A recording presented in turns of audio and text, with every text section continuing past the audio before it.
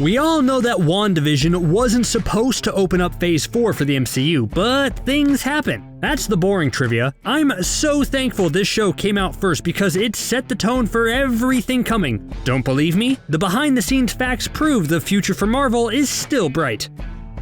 You've got a bunch of show writers, directors, and actors that need to quickly get up to speed on the most famous sitcoms of the last 60 years. What do? If you're Marvel, you place them all in an intense 2-week boot camp. You guys, this concept sounds incredible. Everyone took part in classes that dissected and summarized the tropes behind every sitcom you see in the show. It was 2 weeks of nothing but television trivia. Please sign me up. This idea goes to show how far the crew went to honor the history they followed. This touching moment between Wanda and Vision tugs at my heartstrings in ways I can't describe. I can't feel you. Looking at a splintered Vision separated over multiple tables hurt to watch. It turns out there was talk between the higher-ups about making that shot the post-credit scene for Endgame. I feel like we can all agree the lack of post-credit scenes in that movie feels right. It closes the chapter out in a solemn, respectful way. That said, I love to imagine what wild theories we would have come up with if it did happen. God bless the person who came up with the theory that Senior Scratchy is secretly Mephisto in disguise. Mr. Scratch was a common nickname for the devil in Old English. From there, we all figured Marvel was using Mephisto's nickname Jack Scratch, or saying it was Agatha's son, Nicholas Scratch. Turns out there was a plan for the rabbit. They filmed a shot where he turns into a literal demon and helps Agatha take Wanda's kids and lock them in the basement. However, the action occupied too much time and was left on the editing room floor.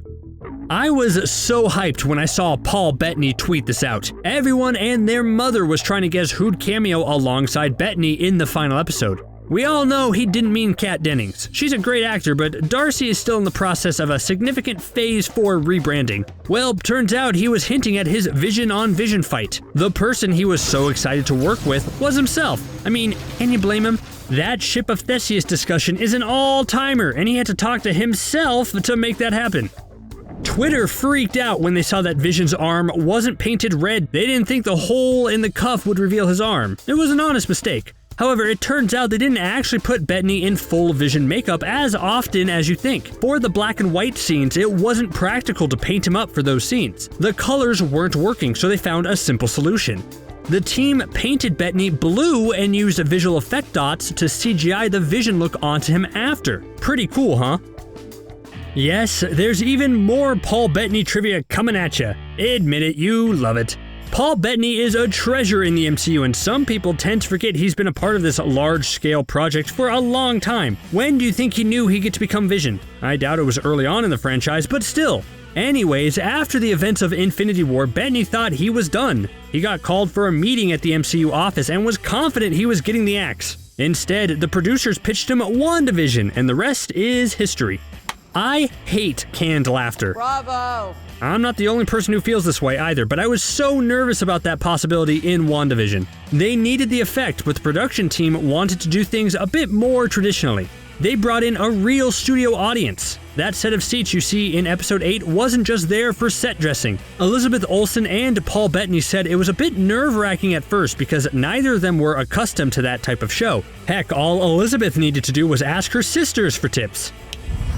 Playing Kitty on That 70s Show means Debra Jo Rupp never needs to act in a show ever again. She's got the freedom to be choosy over what roles she accepts now, which played a factor in securing her for WandaVision. She nearly declined the part. Turns out her grandnephew heard she was going to turn down Marvel and was so upset that he threatened to never talk to her again. Obviously, that's a child using hyperbole, but his eagerness for the role changed Rupp's mind. Sure, the script confused the heck out of her, but she'd end up making it work. Kevin Feige is the grand architect of our enjoyment. He has the knack for feeling out the right direction in every show and movie. For some reason, it feels harder to connect him to WandaVision, but that's because he gives so much space for the creatives to work their magic. The one spot they struggled with was the name. The team brought the issue to Feige and asked for his opinions. The first idea out of his mouth was WandaVision, and the team completely fell in love. Even when he takes a back seat, the man still finds a way to contribute. It's been Agatha all along. I had to play a part. The song is too good to leave unmentioned. If you're like me, you heard that jingle and immediately wondered if that was Kathryn Hahn singing. Well, consider this your final confirmation. She is, in fact, the lead singer in this all-time bop. There's no substitute vocalist or anything. It's her. Hahn is shocked by the surge of fame the song is getting. It reached the top of the iTunes charts at the end of the episode. How wild is that? Hahn is officially a pop star. Think back to the first time you saw a teaser for WandaVision. Did you think the concept would work? If you said no, congratulations, you're in the same boat as Elizabeth Olsen. That's right, the star of the show wasn't sure it would work. Okay, that's a bit of a simplification. Olsen's concern was that the larger-than-life characters built for big-screen moments wouldn't translate into smaller, concentrated storylines. There's not much action in the series, and it focuses more on emotional development than anything else. The risk worked, but you can't blame Olsen for being nervous. If you've never seen the Adult Swim short called Too Many Cooks, go watch it after this and tell me what you think of it in the comments. It's the type of video you show a friend because you want to watch their reaction to every single joke in that brilliant project. The writers and directors of WandaVision are actually big fans of the short. Matt Shakman explained the concept for the changing intros and Agatha's reveal through the lens of Too Many Cooks.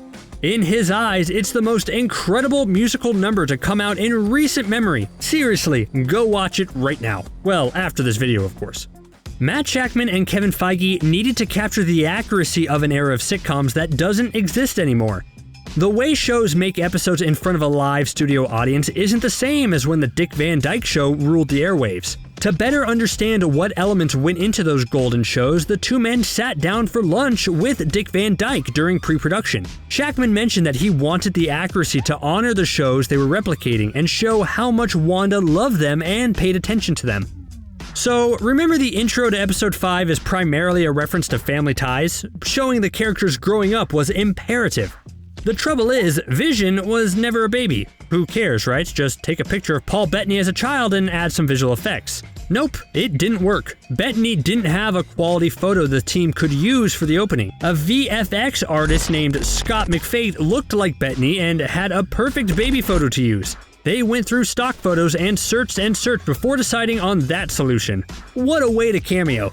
Watching Paul Bettany and Elizabeth Olsen rock the classic-style outfits of their comic book characters will be a moment for the ages. The wardrobe department always planned on featuring Bettany in the somewhat silly but endearing Vision costume from the beginning. During the fittings, Olsen was set to be more a gypsy-inspired version of the classic costume. The crew didn't want to go all the way with the allusion to her comic book outfit. Olsen hated the idea of not being full Scarlet Witch, especially if Bettany got to go full Vision. It's so fun to be in that costume. The fight for a classic costume was won by Olsen, and we're all the better for it. Oh, thank God. All these facts about what happened behind the scenes give me faith. Look how hard they worked to make this television series work. It's a sign that as long as the team at Marvel stays together, we're in for some great content down the line.